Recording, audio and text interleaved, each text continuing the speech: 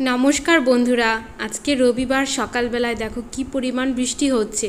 দুদিন ধরেই কিন্তু প্রচণ্ড পরিমাণে বৃষ্টি হচ্ছে। আর এটা হলো আমাদের বাড়ির পেছনটায় কলা বাগান আছে, আর এই দিকটায় কিন্তু একদম জলে ভর্তি হয়ে গেছে। দেখো, কালকেও সারাদিন বৃষ্টি হয়েছে, আর আজকেও কিন্তু সকাল থেকে ভালোই বৃষ্টি হচ্ছে।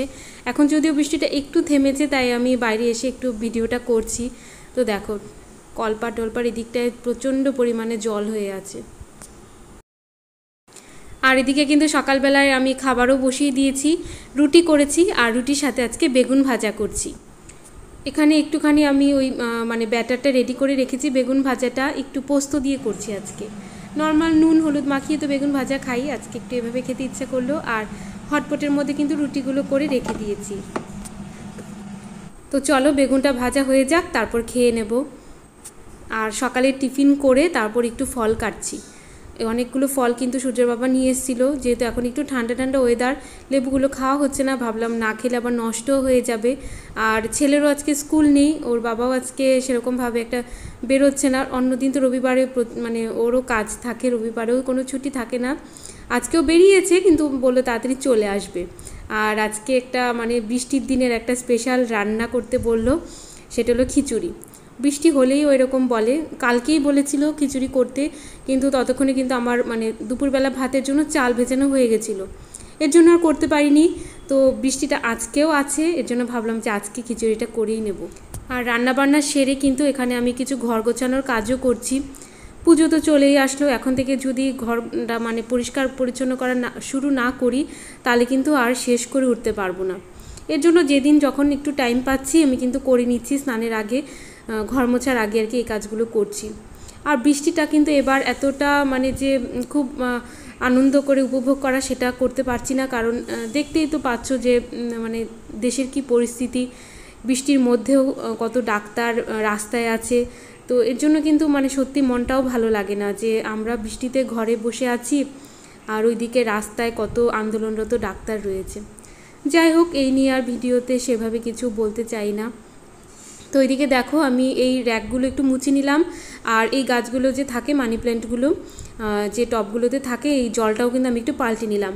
বেশ কদিন পরপর যদি জলটা না পাল্টাই, তাহলে কিন্তু মশার ডিম হওয়ার সম্ভাবনা থাকে জমা জল থেকে। তো এর জন্য কিন্তু আমি কদিন পরপর জলটা চেঞ্জ করে দিই। আর আজকে আরেকটা বড় কাজ করছি, সেটা হলো ওই ঝুল তো ধরো পরিষ্কার করা হয় মাঝে মাঝেই, কিন্তু এই যে ওয়ার্ড্রপের ওপরটা, এটা কিন্তু পরিষ্কার করা হয় না সেইভাবে। যদিও আমি ঝুল পরিষ্কার করার সময় একটু একটু করে হাত দিই, কিন্তু ডিপভাবে যে পরিষ্কার করা সেটা কিন্তু হয় না। তো এর জন্য ভাবলাম পুজোর আগে আমার এটা বড় কাজ, ওয়ার্ড্রপের জামা কাপড়গুলো গোছানোর আগে আমি এই ওপরের যে নোংরাগুলো সেটাকে পরিষ্কার করব। এখানে তো হাত যায় না, তো এর জন্য কিন্তু আমাকে লম্বা কিছু খুঁজতেই হলো এটাকে করার জন্য। তো ভাবলাম যে এই ঝুল পরিষ্কার করার এটা দিয়েই করি। তো এটা কিন্তু আমি একটু ভিজিয়ে এনেছি এই কারণেই যে গুঁড়ো গুঁড়ো ধুলো, তো যদি আমি শুকনো ঝাড়তে যাই, তাহলে কিন্তু সমস্ত ঘর বিছানা বালিশ সব কিন্তু ধুলো ধুলো হয়ে যাবে। এর জন্য আমি একটু ভিজিয়ে এনে তারপর করছি, তাহলে কিন্তু এতটা ছড়িয়ে ছিটিয়ে যাচ্ছে না। যদিও নিচে অনেক ঝুল পড়ছে, কিন্তু সেটা কিন্তু খুব বেশি ছড়াচ্ছে না। আর দেখতেই পাচ্ছ আমার নাইটিটা ভেজা, কারণ দেখলেই রান্নাবান্না করলাম। এক তো বৃষ্টির ওয়েদার, খুব কাজ করতে অসুবিধা হয়, একটুতেই ভিজে যায় সব কিছু। আর তারপর আবার এই মোছামুছির কাজগুলো করছি, কখন যে আমি হয়তো হাতটা নাইটিতেই মুছে নিয়েছি। যদিও এটা খুবই খারাপ অভ্যাস, তাও অনেক সময় হয়তো আমাদের কাজ করতে করতে মনে থাকে না। তো যাই হোক, এদিকটা কিন্তু আমার অনেকটা টাইম নিয়ে আমি করেছি, যতবারই ফেলছি ততবারই দেখি কিছু না কিছু ধুলো পড়ছে। এই জন্য ভাবলাম যতক্ষণ অবধি এটা বন্ধ না হবে ততক্ষণ আমি করেই যাব। আর এই ঘর থেকেই দেখতে পাচ্ছ যে সিঁড়ির রেলিংয়ে কত জামা কাপড় মেলে রেখেছি, কারণ বাইরে তো বৃষ্টি হচ্ছে। এই দুদিনের যত জামা কাপড় ছিল সব কিন্তু ওপরের যে আমাদের ঘরে মেলে দেওয়া হয়েছে, কিন্তু তাতেও কিন্তু হচ্ছে না। এই বাকি যে জামা কাপড়গুলো বা সিঁড়িতে মেলতে হয়েছে। সিঁড়িরগুলো মোটামুটি হাফ শুকনো হয়ে গেছে, এগুলো চাইলে নিয়েও পরে ফেলা যাবে। তারপর আবার চেয়ারটা সরিয়ে এপাশটাও করছি। ততক্ষণে কিন্তু মোটামুটি আমার পরিষ্কার করা হয়ে গেছে। তারপর ঘরটাকে ভালোভাবে ঝাড় দিয়ে নিয়েছি, কারণ যেহেতু ঝুলটুল ছিল নিচে, ভালোভাবে ঝাড় দিয়েছি। আর ওই ঘরে দেখো সূর্য ওই ঘরে বসে খেলছে। আর এই দরজাটা কিন্তু আমাদের পাল্টাতে হবে। এই দরজাটা ঘুন পোকা আছে না, ঘুন পোকায় কিন্তু খেয়ে নিচ্ছে, জানি না কেন এরকম হলো। 7 বছর তো হলো এই ঘরে আমরা এসছি, তো 7 বছরেই কিন্তু দরজাটা মানে নষ্ট হয়ে যাওয়া শুরু হচ্ছে। আর মানে এই দরজাটা রাখলে অনেকেই বলছে যে তাহলে কিন্তু অন্য যে ফার্নিচারগুলো সেগুলোতেও কিন্তু ওই ঘুন পোকাটা ধরে নিতে পারে। এর জন্য কিন্তু খুব তাড়াতাড়ি এই সূর্যের বাবা বললো এই দরজাটাকে পাল্টাবে।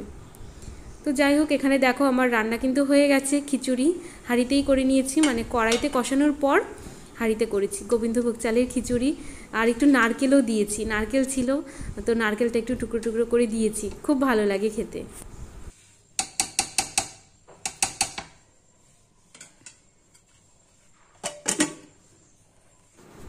আর আজকে কিন্তু খিচুড়ির সাথে কোনো লাবড়া তরকারি বাঁধাকপি এসব কিছু করিনি।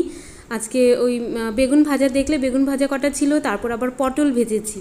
আজকে এই ধরনের খাবার ইচ্ছা করছে। সূর্যের বাবা বললো যে মানে ভাজাটাই করে নিতে, এটাই ভালো লাগছে। আর ভাবলাম যে সূর্য তো বেগুন ভাজা সকালে খেয়েছে, হয়তো আর খেতে চাইবে না, তার জন্য কিন্তু কটা পাঁপড় ভেজে নিচ্ছি। পাঁপড় ভাজাটা আমাদের সবার জন্যই মোটামুটি করছি, ওই সব কিছু মিলিয়ে মিশিয়ে খাওয়া হয়ে যাবে। একটু চাটনি করলেও ভালো হতো, ইচ্ছে ছিল, কিন্তু সময় হয়ে উঠলো না, কারণ ওইদিকে আবার ঘরের কাজগুলো করছি। এখন থেকে মানে প্রতিদিন যদি একটু একটু করে না করি তাহলে কিন্তু মহালয়ার আগে পর্যন্ত শেষ করে উঠতে পারবো না। এর জন্যই মানে রান্নাটা করে তারপর কিন্তু ওইগুলোতে হাত দিলাম। এই দেখো পাঁপড় ভাজাও কিন্তু হয়ে গেছে, অল্পই ভেজেছি, খুব বেশি ভাজিনি, যেন মানে আর না থাকে, খাওয়ার পর এক্সট্রা থাকলে আবার রাখার সমস্যা হয়ে যায়। আর আগে তো সূর্যকে কিশমিশ দিয়ে খাওয়াতে হতো খিচুড়ি করলেই, এখন কিন্তু আর সেটা লাগে না। তো তারপর কিন্তু আমি আবার বিকেলবেলা থেকে ভিডিওটা করছি। আজকে একটু দুধ চা খেতে ইচ্ছা করছে, কারণ যেহেতু বাইরে বৃষ্টি বৃষ্টি ওয়েদার, খুব ইচ্ছা করছে দুধ চা খাওয়ার। এমনি নর্মাল চা এখন আর আমি সেভাবে খাই না, ওই যখন ইচ্ছা করে তখন কিন্তু ওই মানে একটু ভালো করে দুধ চা বানিয়েই খাই। আর তারপর দেখি বিস্কুটের কৌটোটায় বিস্কুটও বাড়ন্ত হয়ে গেছে, তো নতুন একটা প্যাকেট থেকে এই বিস্কুটটা বের করলাম।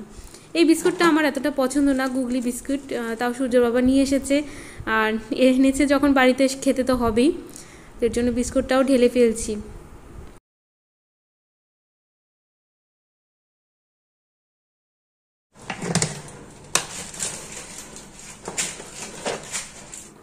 আর ততক্ষণে কিন্তু চাটাও হয়ে গেছে আমার আর মার জন্য চা।